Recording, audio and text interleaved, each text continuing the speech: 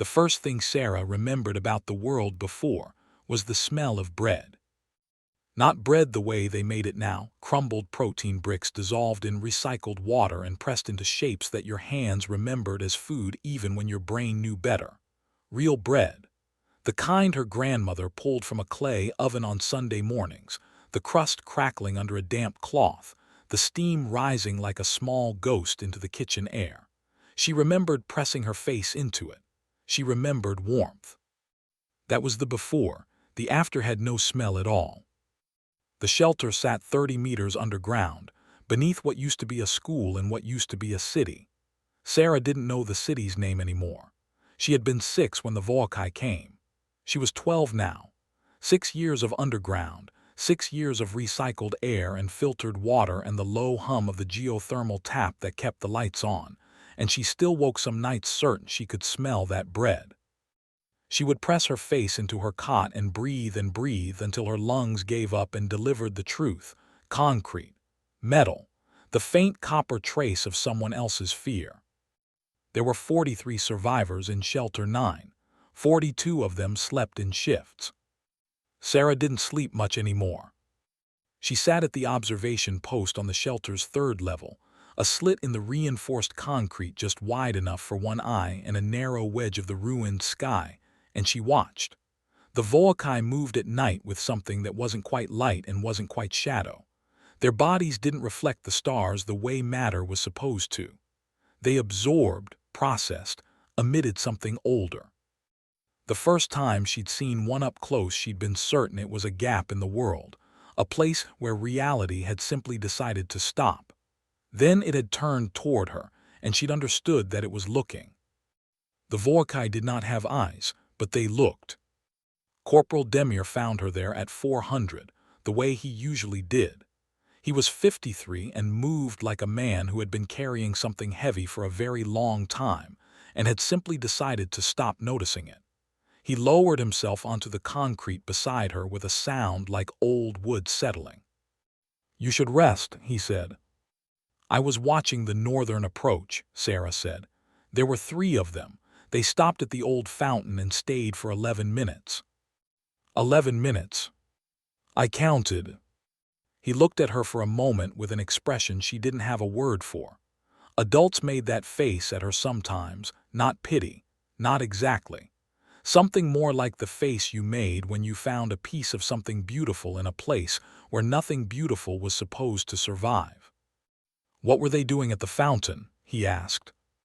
"I don't know yet," Sarah said, "but they came back to the same place 3 nights ago, and the night before that." Demir was quiet for a while. Outside, the ruined city gave off its usual silence, which was not the same as quiet.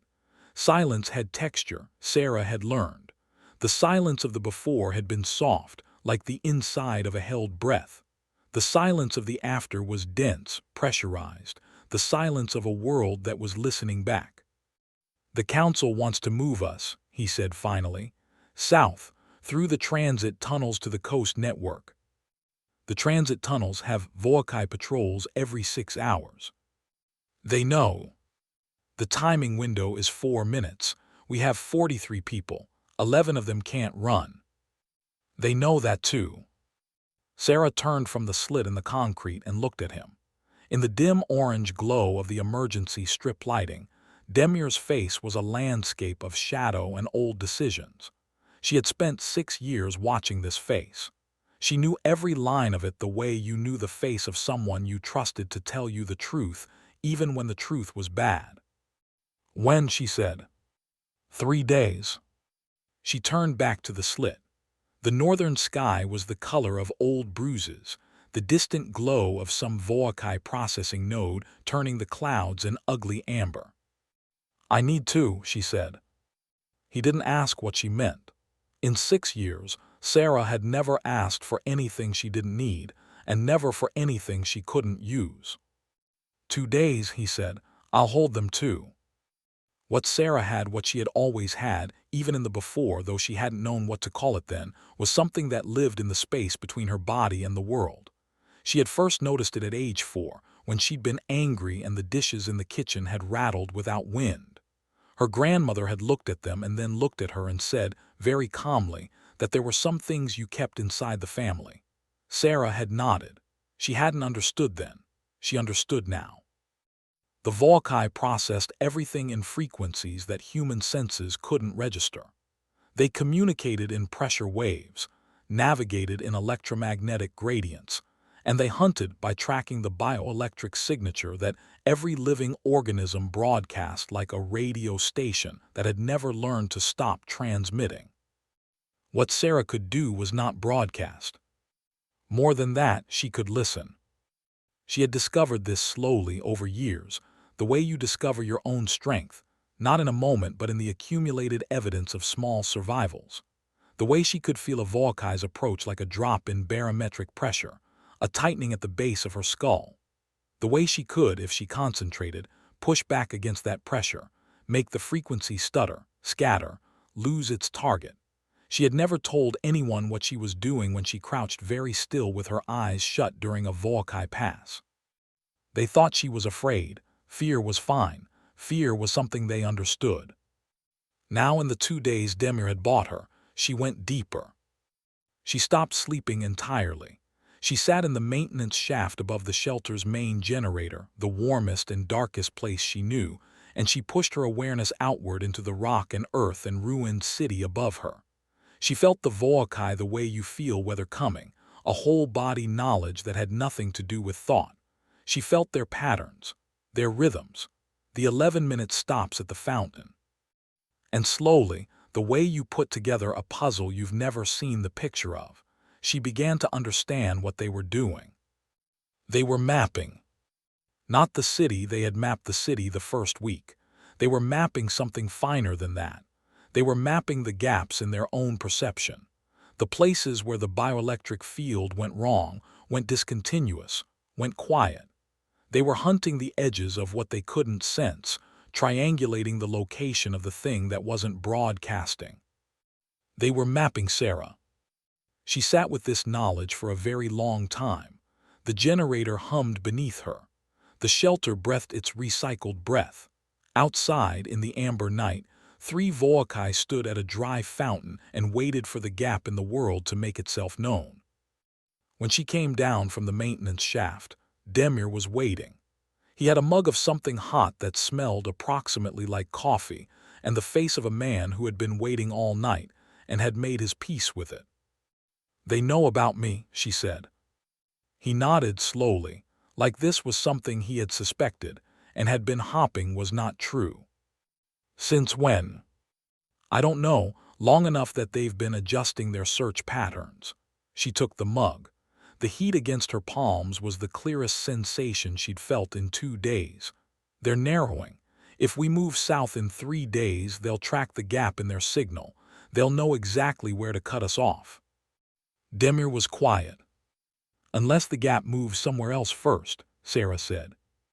He looked at her, that expression again, the one she didn't have a word for. "Sarah, I can lead them north, through the old transit hub.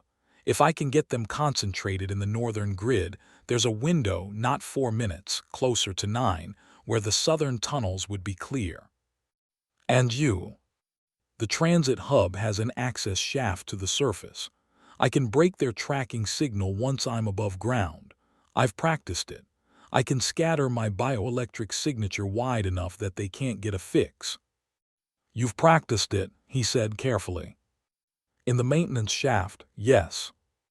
He set down his own mug and rubbed his face with both hands, a gesture she had seen him make in the worst moments of the last 6 years.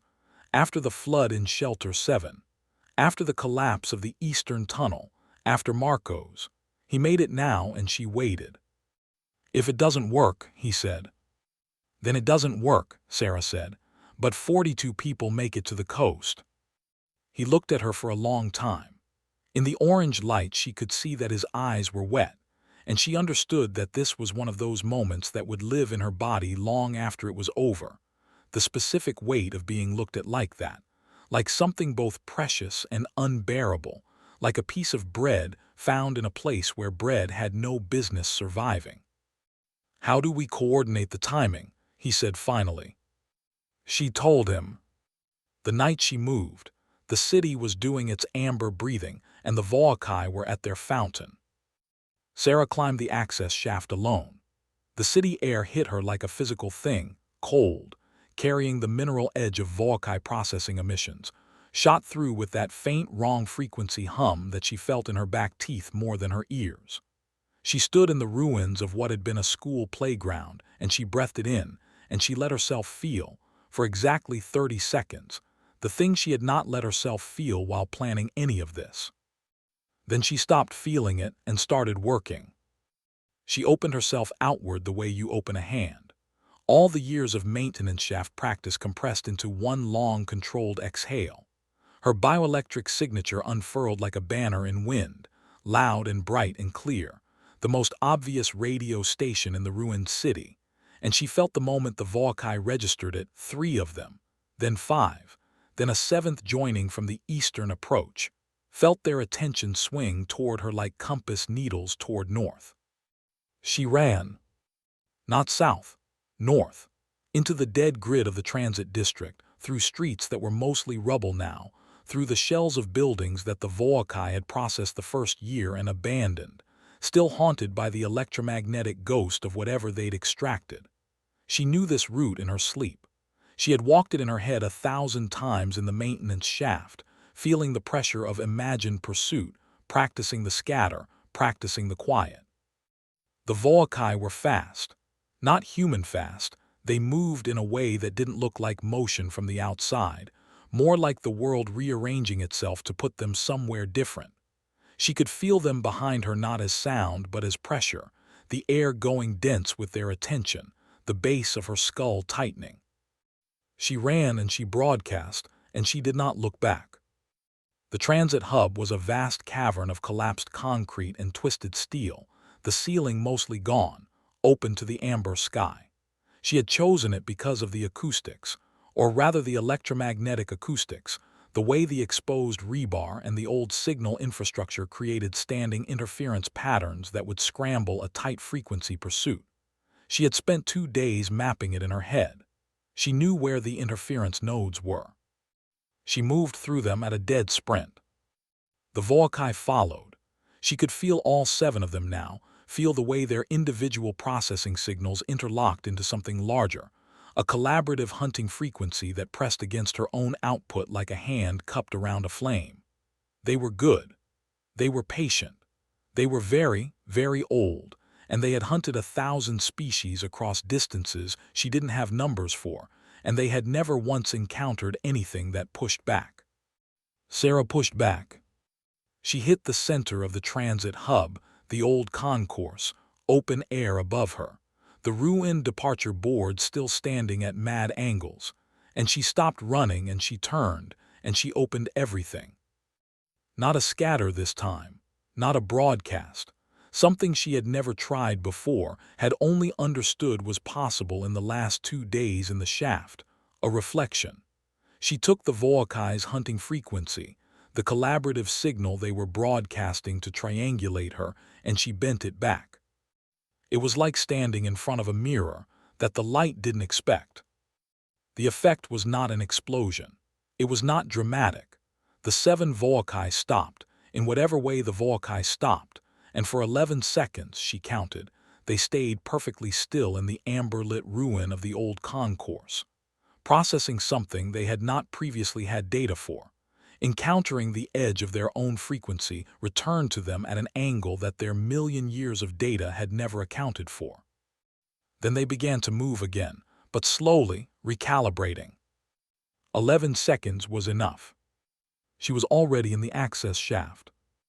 Demir found her at the coast rendezvous point at dawn. She was sitting on a chunk of concrete that used to be a seawall, watching the horizon, which was gray and enormous and smelled of salt and distance. 41 survivors behind him. 41, not 42, old Senora Vidal had not made the transit tunnel run, her heart having made a decision that her stubbornness had disagreed with but could not override. 41 was not 43, but 41 was alive, which was different from all the other numbers she had tried not to think about. Demir sat beside her on the concrete chunk. He had the look of a man who had been running for several hours and had recently stopped and was only now beginning to remember that running had been frightening. "The northern grid?" he asked. "Clear when I left." "They were recalibrating." She paused. "I bought maybe 4 hours before they reorient the search pattern." 4 hours is enough to get everyone onto the coastal network. Yes. They sat in the gray dawn light. The sea made its patient noise.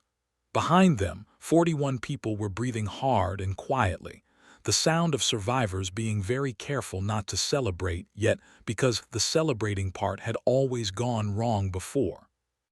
Demir reached into his jacket and produced something small and wrapped in cloth. He held it out. Sarah unwrapped it. It was a piece of flatbread, dense, slightly burned at one edge, made from whatever protein grain hybrid they'd been growing in the shelter's hydroponic bay. Not her grandmother's bread, not even close, but warm, still warm from someone's hands and solid and real. She pressed it between her palms for a moment, let the warmth move up through her wrists. "Senora Vittel made it," Demir said quietly. "Before we moved, she said to give it to you when we got here." Sarah looked at the bread for a long time. The sea kept making its noise. The horizon stayed gray and enormous and possible. She took a bite. It tasted like something that kept going.